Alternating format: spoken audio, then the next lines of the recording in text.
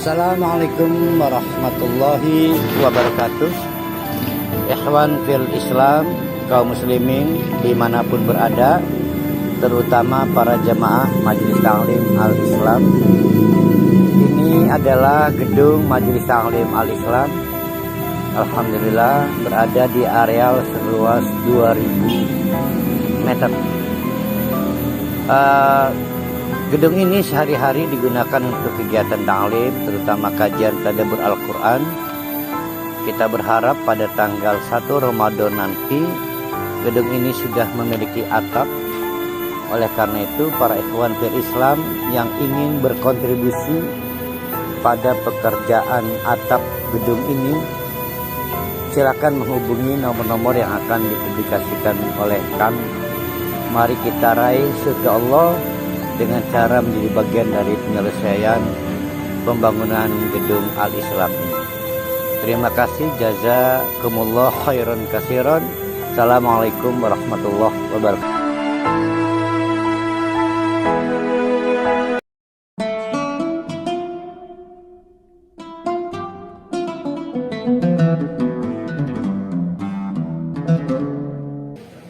Kira-kira menurut bapak-bapak, ibu-ibu, dengan konsep tawakal Nabi Syuaib, apa yang bisa dipahami?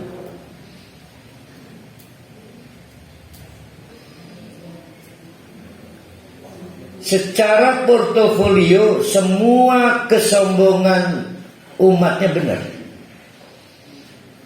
Tidak ada faktor-faktor yang bisa membuat umatnya itu takut ke Nabi Syuaib. Semuanya benar. Tapi dia nggak mau dakwah berhenti.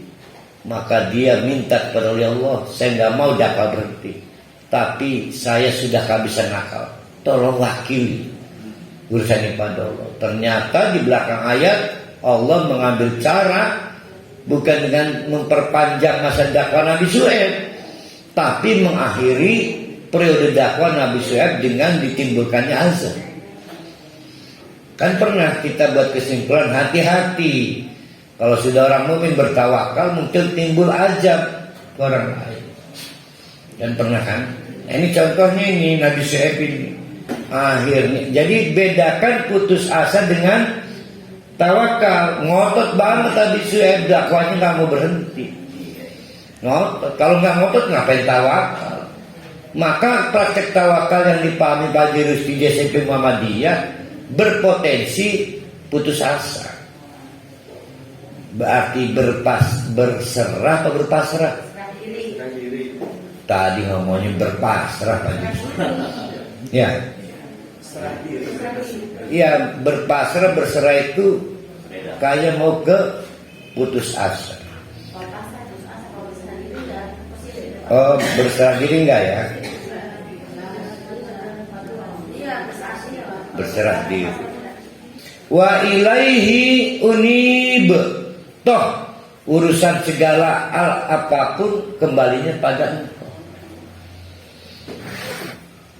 Belum selesai, Nabi Syuaib masih terus mencoba memberi nasihat pada kaumnya. Wa ya qaumi, hai kaumku. Penggunaan kaumku juga menunjukkan kualitas mental Nabi Syuaib. Mestinya kalau saya udah marah itu, tapi Nabi Syuaib tetap menyapa dengan lembut. Dulu ya. La yajrimannakum shikoki. Turun, jangan gara-gara konflik antar saya dengan kalian ada perselisihan. Syikok itu pecah. Nah, para ahli tafsir membuat turunan dari syikoki. Di situ kan syikoki ya. Syikok itu artinya perselisihan pandang. Turunannya, apa yang diperselisihkan antara Nabi Syuaib dengan umat dakwahnya? Dua. Satu, penyebab kemajuan perdagangan. Bukan berhala, tapi Allah. Jadi Nabi Syuaib menganggap semua hal itu dalam genggaman Allah. Kata mereka, enggak. Kita butuh izin dan restu dari patung-patung itu. Satu. Yang kedua, perdagangan bebas, monopolis, liberalis, menjanjikan kemakmuran. Kata Nabi Syuaib, enggak. perdagangan yang jujur, bertanggung jawab, adil, yang menjanjikan kemakmuran. Kan beda tuh pandangan itu. Tapi kata Nabi Syuaib, senajan kita ini berbeda pandangan, janganlah membuat yajrimannakum, kalian malah memproduksi kejahatan-kejahatan. Udah biasa aja, nggak perlu. Kan begini Pak Tata ya, kayak di negara kita lah. Berbeda pandangan dengan siapa sih Habibnya? Habib Rizik ya. Perbedaan pandangan antara rezim dengan Habib Rizik siap, mungkin oknum lah, bukan rezim. Haruskah gara-gara perbedaan pandangan timbul pembunuhan? Kata Habib Rizik, kalau Nabi Syuaib ini ya, mestinya kalau Nabi Syuaib, saya ini Habib Rizik kan, santai aja bro, santai, nggak perlu. Kita boleh berbeda pandangan, tapi nggak perlu ada kejahatan. Nah ini Nabi Syuaib begitu maksudnya. Jadi jangan mobilisasi, jangan intimidasi. Kita lagi nggak tarung, kita lagi memenangkan pendapat dan gagasan. Ayyusibakum mislu ma asaba qauman Nuh. Mulai meninggi Nabi Syuaib. Nanti hati-hati loh. Malah gara-gara sikap arogan kamu akhirnya diikuti kejahatan, memicu ayyusiba, terjadinya musibah yang pernah dialami oleh umat-umat apa sebelum kamu, yang secara geografis jaraknya nggak jauh, yang secara periode jaraknya juga nggak jauh. Artinya masih ada di benak mereka. Bengen kaum Nabi Lut kayak apa, bengen kaum Samud kayak apa, gara-gara ikike. Jadi beda pendapat biasa aja lah. Kita nggak perlu mengancam Nabi, nggak perlu framing, intimidasi, membunuh 6 laskar syuhada. Untung zaman Nabi Syuaib belum ada, kilometer 50 tol itu belum ada. Belum ada rest area. Sekarang juga nggak ada ya rest area. Itu contoh, ini mah contoh. Kenapa contohnya itu paling mudah dipahami? Ustaz, Nun. saya jadi kaget Ustaz ya. Semua yang terjadi sekarang ini sudah pernah dulu sudah pernah terjadi. Bukan, salah. Jadi kisah Nabi Syuaib yang meniru Indonesia. Yang niru sini. Meniru Indonesia. Juga kaum Hudin, coba bayangkan, itu kan tidak jauh tempat dan waktunya. Kaum Hud, hati-hati. Au kaum Sholihin, ini menarik buat juru dakwah ya.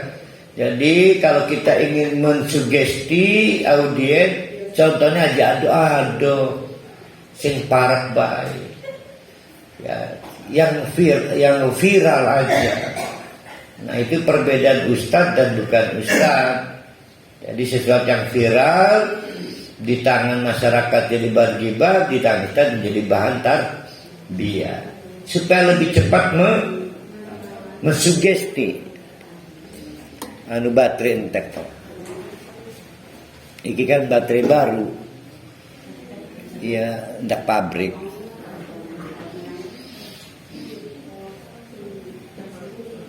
Bahkan khusus kaum Lut ditegaskan oleh Nabi Syuaib. Coba lihat kaum Nabi Lut. Wa ma qaumu Lutin udutah. Kaum Lut yang apes itu minkum bibait ma minkum bibait urado, baik tempat maupun waktu kejadiannya, bahkan reruntuhannya itu masih dapat dilihat oleh kaum Nabi Syuaib masih. Karena itu kan jadi kota mati. Kan kaum Lut ini kalau saya beri judul kan kaum sungsang kan. Jadi kepala buat kaki, kaki buat kepala, karena dia menjungkir balikan fitrah.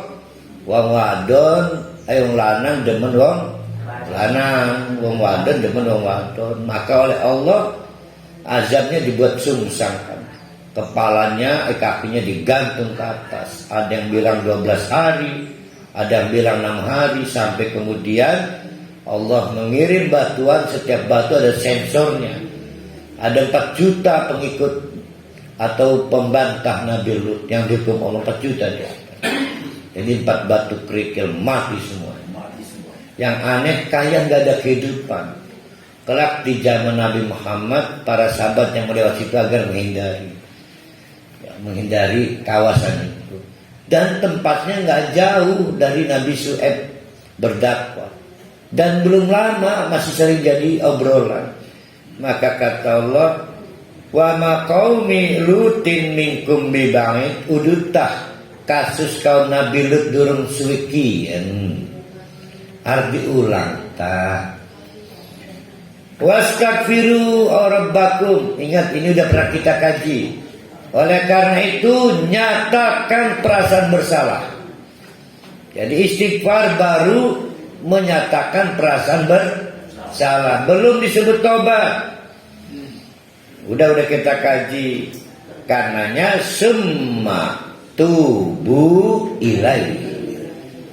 Kalau sudah menyatakan bersalah, lakukan aksi-aksi yang membuktikan kita menyesal, tidak mengulangi lagi. Termasuk infak, sedekah, sholat sunnah mutlak, nyervis istri lebih dari biasanya, menyayangi saudara lebih dari biasanya. Katakan kalau sudah nanya, kadingaren Kang, bukti taubat saya. Pasti aneh, dianggap aneh. Istrinya nanya, orang laki-laki bukan arep memekas, ini nabi, ini bukti taubat saya. Memekas. Jadi sekali lagi, istighfar langkah awal. Pernyataan komitmen bahwa iya ya, umur, rezeki, kesempatan beribadah sia-sia. Ya Allah, nyesel amat ya. Saya harus A, B, C. Itu tobat tuh. Saya harus A, B, C. Itu tobat. Iya, kan orang sering astagfirullahaladzim. Aku astagfirullahaladzim. Inna Rabbi Rahimun Wadud. Jangan khawatir. Allah kita nggak kayak patung, nggak punya respon, nggak jeli lagi. Allah itu Rahim, ngerunyani berapa tebal pun dosa kita, pasti akan mendapatkan ampunan dari Allah. Plus wadud, wadud itu, apa ya? Cinta mati betul. Jadi bayangkan seorang ibu sudah enek lihat anaknya, kembali tetap dipeluk, yang diterima lagi karena cintanya tidak pernah hilang. Itu wadud. Jangan khawatir, walaupun jauh meninggalkan Allah, pada saat kembali Allah tetap berubah. Hamba pikir dibaikinya, ya Allah. Itu wadud ya. Sekarang